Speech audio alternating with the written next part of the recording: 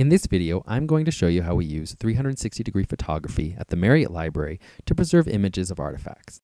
The finished product will be an interactive file on the internet that patrons can view. Here's my workspace and my camera.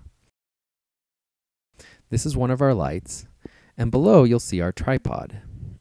Next, you'll see the actual turntable that lets us take photographs from all sides of an artifact. We purchased it from a company called PAMCO Imaging.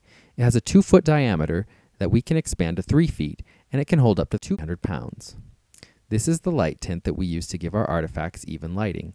It's about 5 foot cubed and can be easily folded up and transported.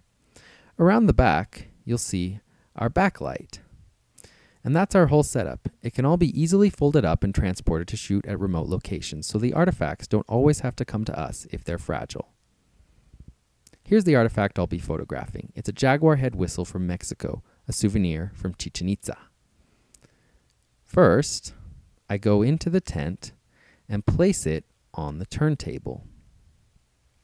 I make sure that it's centered on the table so we can be sure to get good images. And next, I'll show you the camera we use.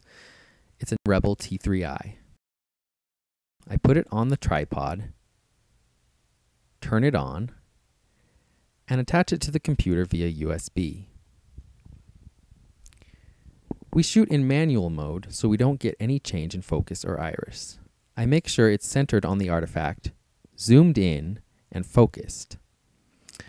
On my computer, I start up the software from PAMCO Imaging that controls both the turntable and the camera.